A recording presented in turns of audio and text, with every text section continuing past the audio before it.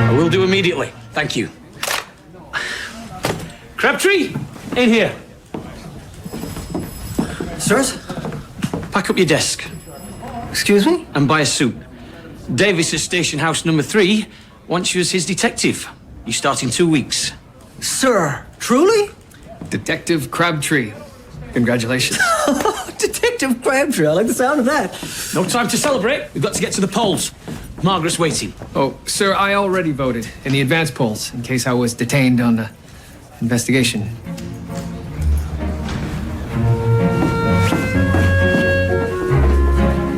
That's what advance polls are for.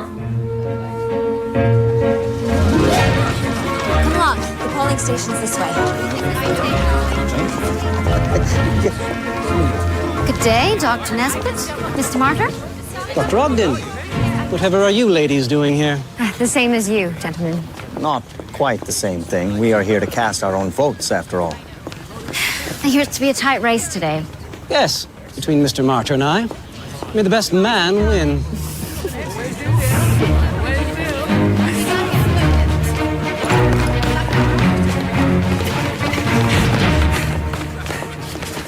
Fine is back here. Why wait in line when you can be first in? They'll get their turn soon enough. Voting is open.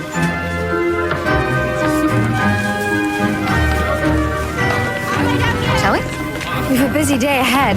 Busier than expected. As of last night, we have 26 committed voters for Margaret Hale. 26 men in support of women's suffrage. And no matter how many votes we get, we're showing other women it can be done. So, although Mr. Martyr is the incumbent... And the Conservative. Didn't I vote for him last time? No, he's since left the Conservatives and is running as an independent. Independent? I quite like the sound of that. Perhaps he had enough of backroom party shenanigans. Oh, don't be silly, Thomas. He's pouting because he didn't get a Senate appointment. On the other hand, the new Conservative candidate, Dr. Nesbitt, is a scoundrel. Well, that just leaves the lady candidate. Dr. Ogden will be chuffed. Oh, any woman who manages her life right doesn't need suffrage. I'm perfectly happy to leave the whole dirty business to my husband. I've decided to support Drs. Ogden and Grace in their cause. A wasted vote in my books. We're voting for the party as usual. Isn't that right, Thomas? Wait there, Margaret. Excuse me. Front up constabulary.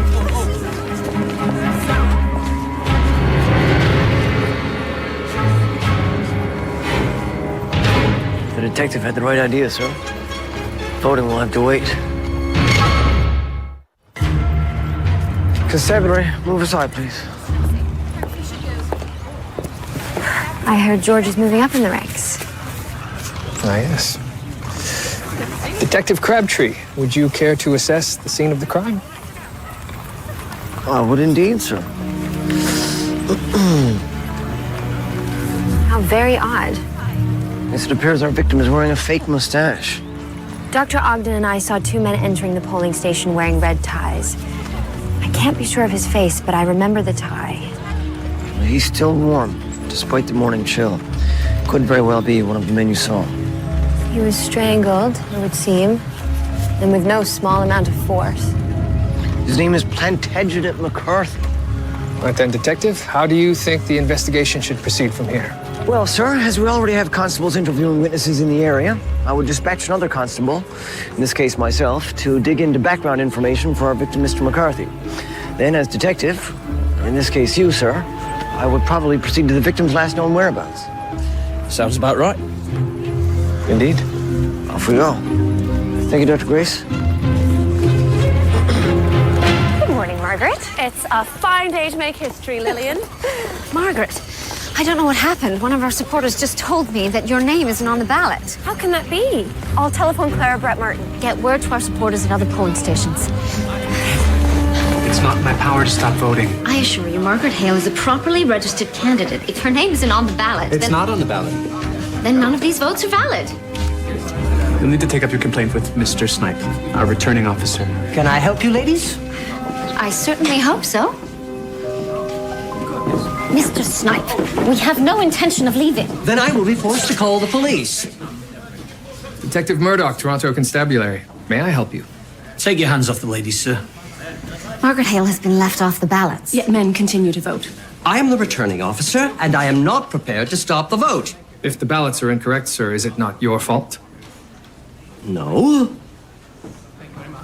Let me see what I can do, sir. On another matter, we need the list of all the men who voted in the last hour, as well as the names of your staff. You will need to talk to my clerks. Do you recall seeing two men wearing red ties that came in together? Yes. Yes, I do. They were the first and second to vote. Alexander Cuddy and Plantagenet McCarthy.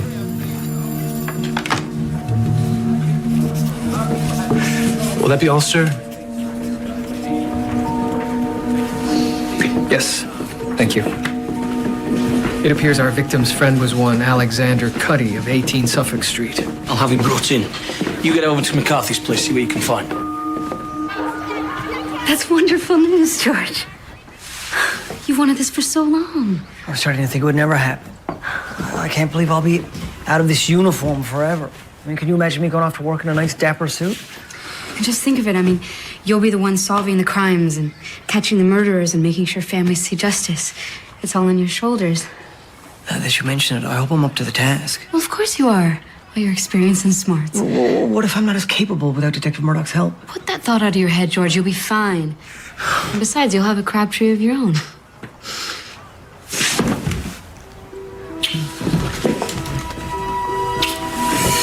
Edna, I have to get back.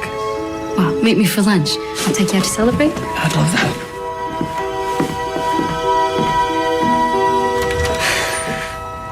Thank God you're here. Julia, Margaret, what a disappointment. What did the election law say about this? They don't seem to account for such a mistake. It's never happened before. Not the history we wanted to make. Here's the returning officer now. Mr. Snipe, this is Clara Brett Martin, Miss Hale's lawyer. Mr. Snipe, I assure you all of Miss Hale's candidacy papers are in order, and as such, she has every right to appear on the ballot. That may be, but I won't disrupt the voting for the sake of a stunt candidate. If you can't make this right, I will petition a judge to order an injunction. You can try what you like. Miss Hale was never going to win, so I very much doubt that this particular error makes any real difference either way. Good day, ladies. An injunction it is. I'll be back as quickly as I can. If our supporters can't vote, then no one should. What do you have in mind, Julia?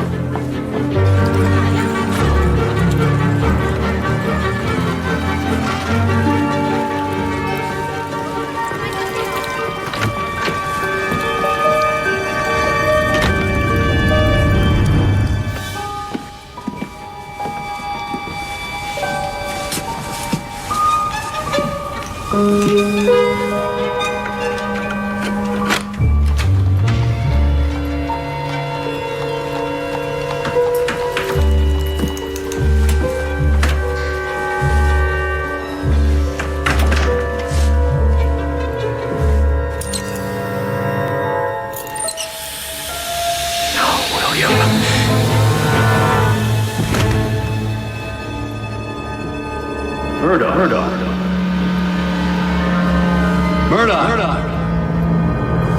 Hey!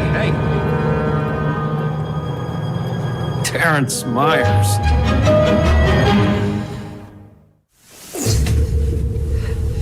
What are you doing here, Myers?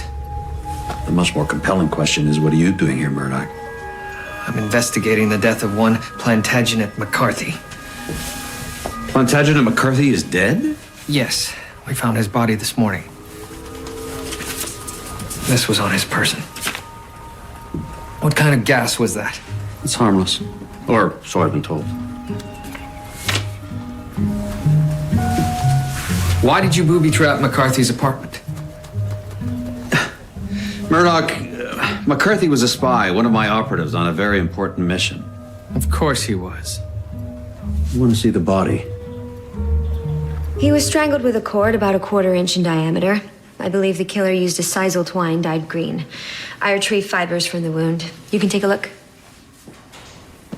Where would I find his personal effects, Doctor? Right over there. Detective, if that would be all? Yes, thank you. What's this, Murdoch? He was wearing a false mustache. Huh. Bit of spycraft. This is an unfortunate turn of events. I personally recruited McCarthy out of McGill University. Trained him myself. Perhaps that would explain his fate. I need you to help me find his killer. Ah, yes. And I imagine it's a matter of national security. McCarthy's latest mission was to flush out a German spy operating in Toronto. His death, while regrettable, proves the enemy spy is close. Why would a German spy be in Toronto? The Germans are extremely interested in anyone capable of supplying arms to Great Britain. So your spy tasked with monitoring international movement of munitions found time to vote in our election this morning. Spies fulfill their civic duties as well as everyone else. We're going to need a list of everyone that was at that polling station when McCarthy was there. Already done. Excellent. I'm glad you've taken my advice on intelligence gathering seriously, Murdoch.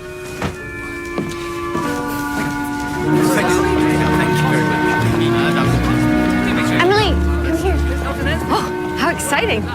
What are we doing exactly? Now, see here, Dr. Ogden. I've done my best to tolerate your crusade. Oh, that's very considerate of you, Mr. Martyr.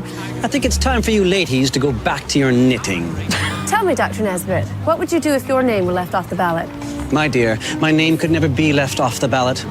I have the power of the party behind me. You have all the power, Dr. Nesbitt, and that is precisely the problem. Bravo. Well, sir. What are you all doing? We're protesting. Why? This lady here, Margaret Hale. Hello. Is running for office, but they left her name off the ballot. That sounds unfair. May I join your protest? I'm sorry, not today. But thank you very much, young lady. You're exactly why all of this matters. Germans, connected to our victim. Murdoch and I are just about to match your list of voters with the profile I have on one Wolfgang Ketzer, German spy, known to be operating in Toronto. And you believe this Ketzer was at the polling station? Care to share why? Well, because my man McCarthy is dead, obviously killed by this conniving Hun. You don't know that. For all we know, Alexander Cuddy could be our man. He and McCarthy were seen together at the polls shortly before McCarthy's death, and they were both wearing matching red ties. Cuddy is not our man. You seem very sure of that. I'm very certain. Care to share why, Mr. Myers? Gentlemen, I am at liberty to share with you the information I have on Ketzer. Mid-40s, stands over 6 feet tall. Beautiful day, lads. What have you, George? Sir. Plantagenet McCarthy. Studied both French and German at McGill University. Lived there in Montreal for some time, as well as Quebec City. Both cities with munitions factories. Also, sir, somebody once tried to kill him, but he survived. Indeed. About 20 years ago. Sounds like he's led quite an adventurous life, sir. Oh, good. The potential suspects from the polling station have arrived. Thank you, George. No. No. Certainly not. No. Perhaps.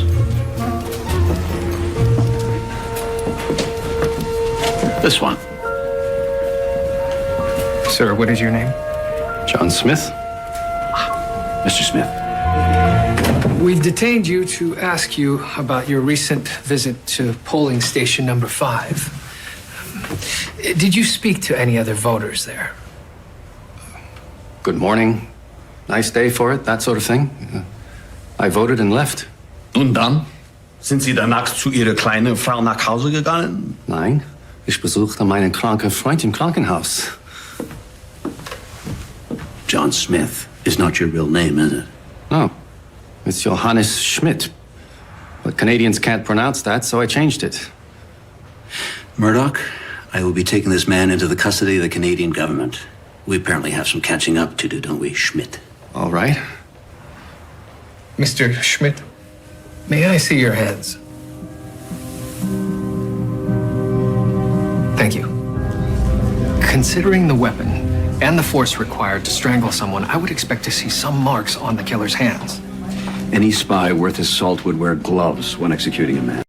Any spy worth his salt wouldn't speak German and expose himself. He exposed himself precisely to hide himself. Some things you have yet to learn, Inspector. That poor bug is neither a killer nor a spy. I agree. So let's find the real one. I hope you weren't expecting something fancier. And it's perfect. Nothing could be more perfect in this moment right now. And on a detective salary, I'll be able to afford fancier places. Fancier hot dogs. Or the fanciest hot dogs. But I could afford to buy a house. I could afford to get married. Is that meant to be a proposal, George? Well, it wouldn't be... I was just kidding. I didn't mean you'd actually...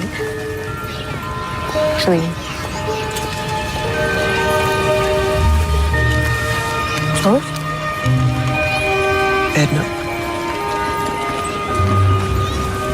Will you do me the honor of becoming my wife? Yes. Yes, I will.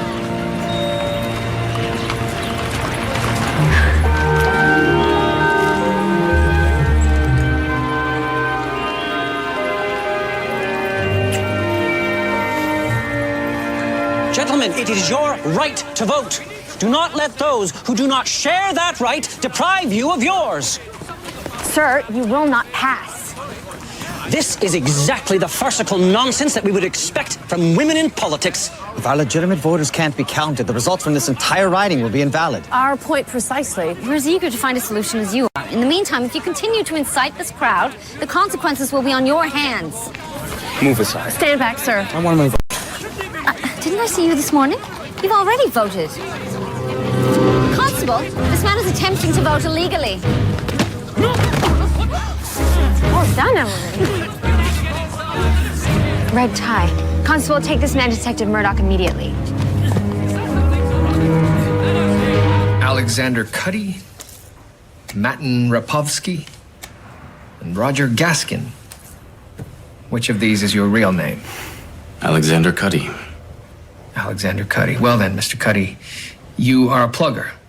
You assume the identities of legitimate registered voters. You cast their vote for the candidate of your choosing. You will be charged with fraud, and that may not be the extent of it. What do you mean? Where and when did you last see Plantagenet McCarthy? Who? Your friend, Plantagenet McCarthy. All right, we went to the polls together, then we went our separate ways. You got him too?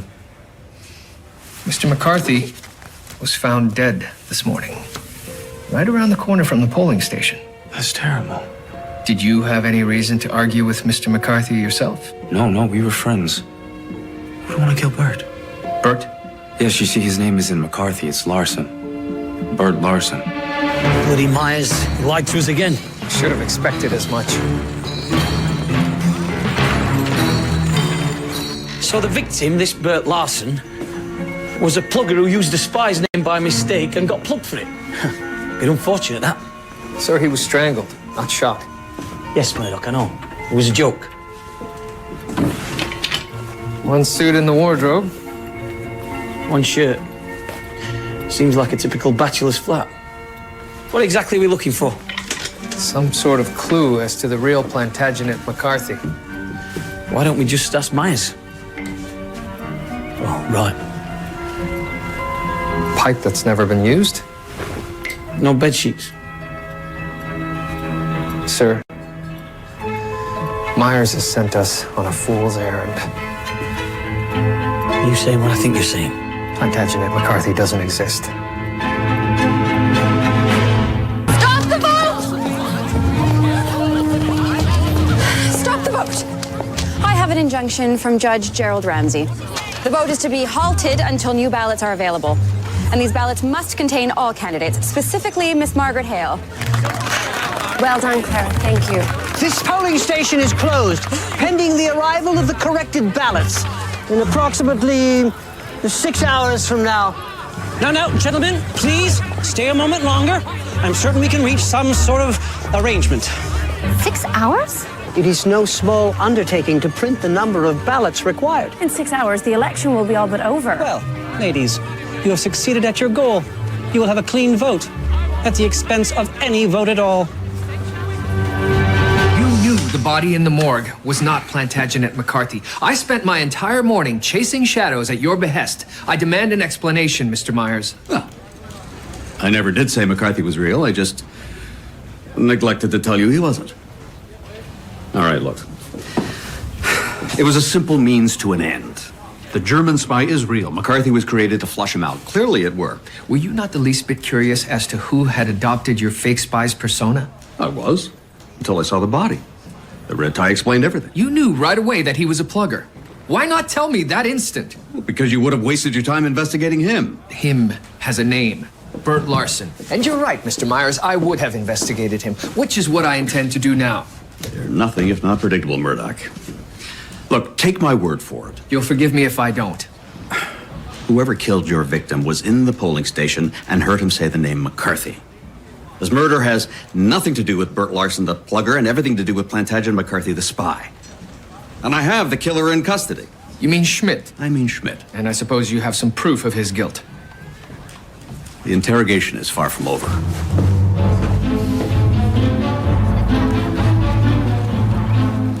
Thank you anyway. I do appreciate your support. That's 3 more voters we've lost. Their shift is starting and they won't be able to return. Keeping the polls closed is skewing the result as much as if we stayed open. But a fair election won't be possible as long as Margaret's name is absent from the ballot. Why don't we write it in on every ballot until the new ones arrive? Of course. The injunction only stated that the candidates' names be on the ballot. It didn't specify how they come to be there. Surely Mr. Snipe can have no objection. So who among us has the best penmanship? George, how are you coming along on Bert Larson's background? Sir, I found nothing too out of the ordinary. He was a hard-working man, unmarried, spent most of his evenings at the pub talking politics. By most accounts, he was well-liked. And he was the leader of this group of pluggers, then? No, sir, he was recruited by a man named Duncan Hogan. Bring him in. Already done, sir. You know, soon you'll be asking a constable to do the same.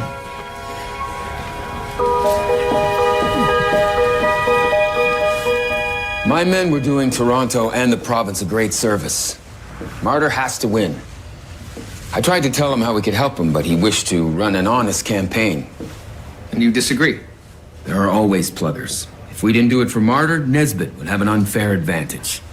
Mr. Hogan, you are to be charged with fraud, and you're going to be banned from voting for the next 7 years.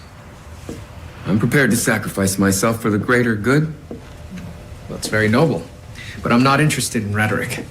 I'm interested in Bert Larson. Of course.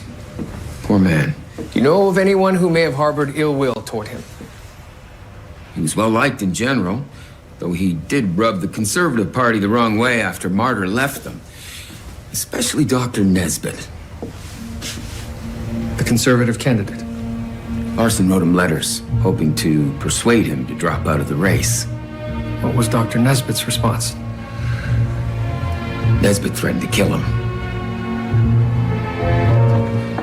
Julia, this gentleman heard me speak earlier and was moved to give us his vote. If we've changed even one man's mind, then we've already won.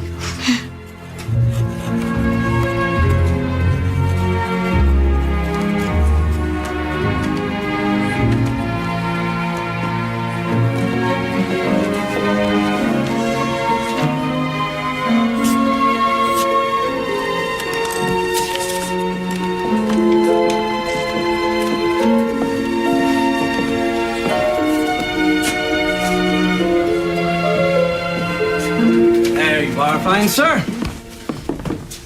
Mere 5 minutes and we'll get you back to the pub. Mr. Nesbitt, a word. Detective, surely those suffragettes have not lodged yet another complaint. No, I wonder, do you know a Bert Larson? What has that man said about me now? He was murdered this morning, just a few feet from here. The dead man was Mr. Larson? Well, they will put a stop to the letters. That's a rather callous response. He sent me a letter every single day, haranguing me to drop out of the race. Ridiculous. You felt threatened? Goodness, no. I felt annoyed. Were you aware that Mr. Larson was part of a plugging scheme to benefit your opponent, Mr. Martyr? It wouldn't surprise me. You were also heard to have threatened him. Detective, you can't believe that I would kill someone over a handful of votes. A handful of votes could make all of the difference.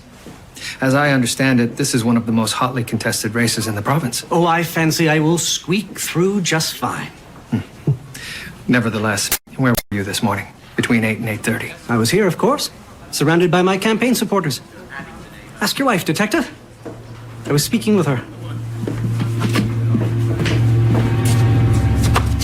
Thank the Lord, the reprinted ballots have arrived. Not sorry, that's done. Nor me. I haven't written that much since school. Mr. Snipe wishes to thank you for your service, ladies. You may now leave the building. Not until we are sure that all the ballots are correct and inclusive of every candidate. Mr. Snipe, stop. What on earth is the matter now? Mr. Snipe, was this same twine used on the original ballots? Yes. It's specific to official ballots to ensure that no illegal substitutions can be made. Right. Who here had access to that twine? I suppose anyone who came inside. Mr. Lowry, where did you put the discarded twine from this morning? In the wastebasket, of course. Mr. Trimble? It's not here. Then the killer must have been inside this polling station. Right. Which would mean Mr. Myers was right after all. Well, Mr. Myers, it appears that you were right after all. And I imagine that Mr. Schmidt has confessed by now. Schmidt is unfortunately just an ordinary citizen. The murder was committed by a German, just not that German. If this is indeed the work of a spy, we need information. Everything you know. And do not say the words national security. We intercepted a message some time ago. Our top man broke the complex cipher, and we determined that the coded address was 8 Beach Street, obviously Wolfgang Ketzer's lair. When we arrived, we found nothing but a Chinese laundry. Clever ducks. May I see this message? Gentlemen, I must warn you both, you place yourself in great peril by pursuing this canny and unpredictable man. Mr. Myers, your top men may have been looking for a cipher that wasn't there. How so? 52 Selby. Plain as day.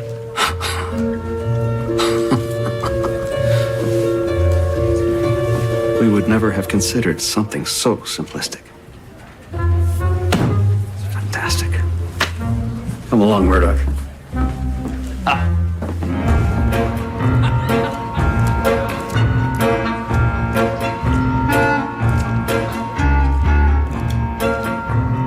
Follow my lead, Murdoch. It's my game you're playing in now.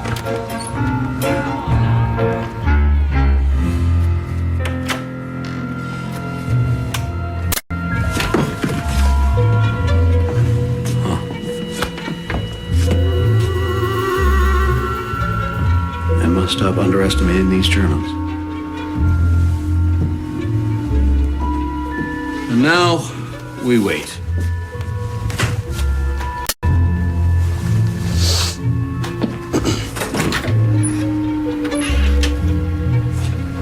Empty, save for a pair of shoes.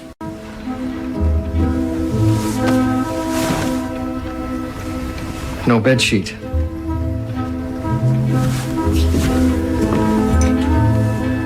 And a pipe that hasn't been smoked. Have a seat, Murdoch. He'll be along presently. No, I don't believe he will. You see, much like your Plantagenet McCarthy, this Wolfgang Ketzer does not, in fact, exist.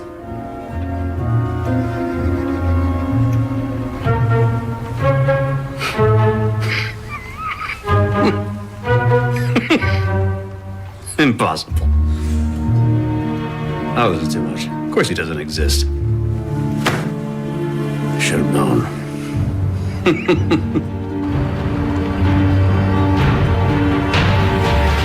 So Bert Larson was killed for being Bert Larson, seeing as Plantagenet McCarthy was never anything more than a figment of Mr. Myers' vivid imagination.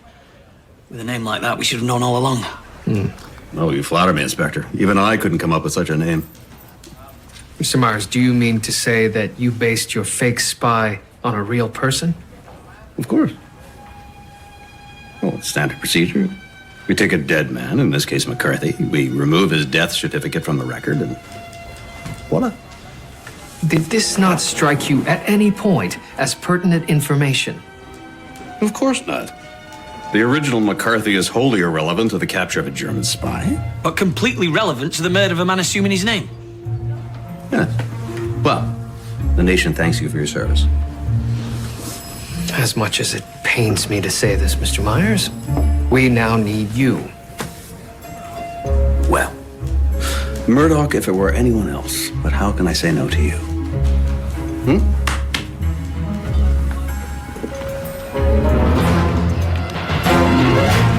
Dr. Nesbitt. I concur. Mr. Martyr. I concur. It's Margaret Hale. I concur. That concludes the extent of the ballots. Was the count conducted to your satisfaction? It was. It was. It was. Well, gentlemen, I wish you both the best of luck. Whoever wins, you can say you did so with the utmost fairness. As trying as this day has been, I will grant you ladies that. A fair election was always our intention. And I, too, am not above acknowledging your efforts. As much as I abhor the theatrics. We will take that as a compliment. This seal will be unbroken until the ballots arrive at the Central Elections Office to be counted. Thank you, candidates and scrutineers, for your attention. Well, that's that then. Congratulations, ladies. We survived. Oh, we did more than survive. We triumphed. Let's go drink champagne. My treat. I won't say no to that. Plantagenet McCarthy. These are the details we know of his life so far, though I suspect most of it is less than true. Well, let's see. McGill University, that's all me, as is Quebec City. It certainly made his life much more exciting. I doubt the real man ever left Ontario. When did he die? 1893, 94, thereabouts. Natural causes. And what about this attempt on McCarthy's life? What was the circumstance? Assailant attacks McCarthy outside of a Mimico church wielding a knife. Not my doing. Mimico? It's far too pedestrian. Stands to reason that if someone wanted McCarthy dead 21 years ago, he likely still would. Well, yes, sir, but if that man was in the polling station today, surely he'd have seen that Bert Larson wasn't the Plantagenet McCarthy he once attacked. It was 21 years ago. Larson's about the right age. And he was wearing a false mustache and using McCarthy's name. Is there a description of McCarthy's assailant in that file? Well, I admit, I'm intrigued. Witnesses describe a man in his 30s. Then he's in his 50s now. Who on our list of suspects from the polling station fits that age?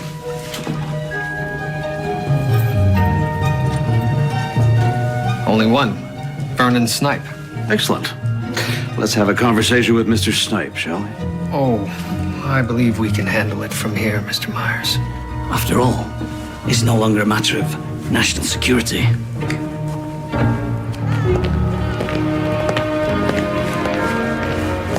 Gentlemen, I'm afraid the polls have long since closed. Vernon Snipe, you're to accompany us to the station house. Now? Yes, now. You're a suspect in a murder investigation. Gentlemen, please. I have a responsibility to deliver these ballots to the elections office. I can do that for you, Mr. Snipe. You heard the gentleman. Hand over the box and let's go.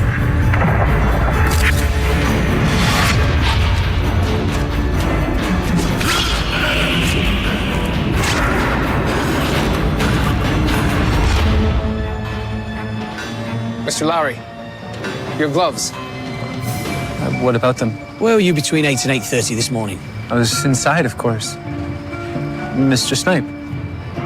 Well, I was outside for the first half hour monitoring the line. Mr. Trimble? You left me alone for 10 whole minutes right at the start of the day. You didn't even apologize. Don't even think about it, Mr. Lowry. You're under arrest for murder. Plantagenet McCarthy rented out the back room of my father's shop in Mimico to run a bookmaking business. My father was sent to prison for 5 years, punished for McCarthy's crimes. We lost the shop. My family was disgraced. Your father attacked McCarthy in 1881. Yes. My father died soon after. You know, they said it was some illness he caught in prison, but I swear he died of shame. You were just a child. So, when a man roughly the right age presented himself as Plantagenet McCarthy at the polling station, you assumed him to be the man who ruined your father. Who else would have that wretched name? So you grabbed the twine, followed him outside, and you killed him. Just as I'd imagined doing many times before. Mr. Lowry, Plantagenet McCarthy died several years ago. The man you assumed to be him was a plugger named Bert Larson. He was innocent, much like your father.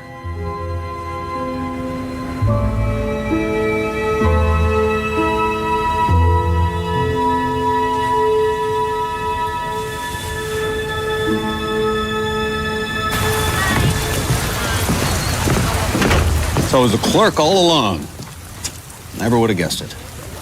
You're welcome, of course. If I hadn't made up a spy, you would have never found your killer. If you hadn't made up the spy, Mr. Myers, there would have been no killer. Oh, such a wet blanket. If you'll excuse me, I'm to meet my wife. Of course. In all of this excitement, I forgot to congratulate you on your marriage. Thank you. We're very happy. Quite a pistol, that Dr. Ogden, Election agitating and all. Puts me in mind of the noble salmon. Swimming upstream against the current. You fish, Murdoch? No. Well, that's a shame.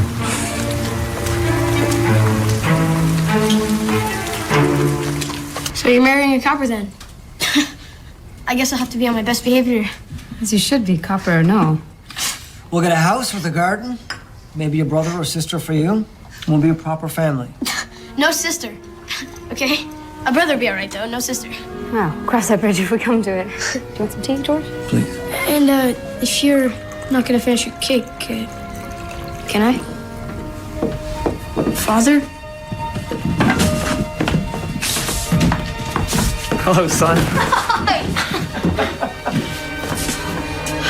I thought you were dead. They said you were killed. They were wrong then, weren't they?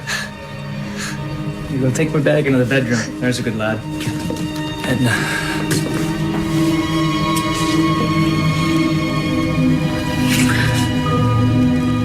You look exactly as I left you. A policeman. Has there been some trouble? No, not that I... This is Constable Krábtri. He's been a great help to us. Sergeant Archibald Brooks. Thank you, Constable. I think I can manage from here on in. Yes, of course.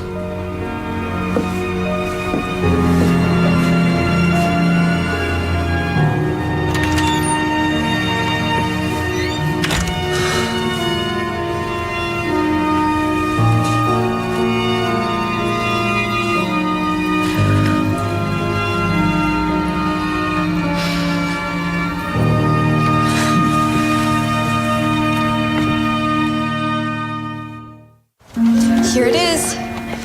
North Toronto. The seat goes to Dr. Nesbitt and the Conservatives. But it was close. The plurality over Martyr was only 232 votes. Who cares who won? How did Margaret do? Miss Margaret Hale. 79 votes. 79? Oh, that's a great many more than we anticipated. That's tremendous. I'm so proud of all of us. Let's take a photograph with the newspaper. Excuse me, Miss Hale. May I please have your autograph?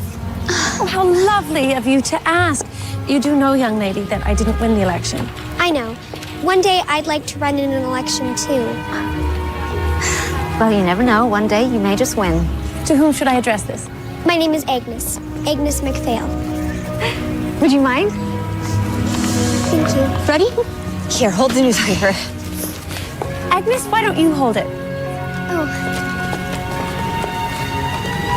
Smile, everyone. To our future.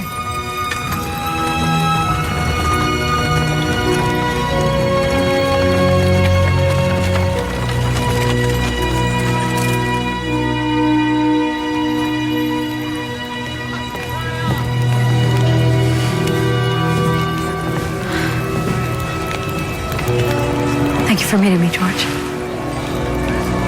How's Simon? He's happy. His father's back. How are you? They told me he was dead, George. I mean, 1 minute I'm to be Mrs. George Krábtri, and the next minute I'm back to being Mrs. Archibald Brooks. I don't know what to do. George. The only thing you can do, Edna. Your husband's come back to you. Simon's father's returned to him. Your family's whole again. George, Edna, go back to your life and be happy.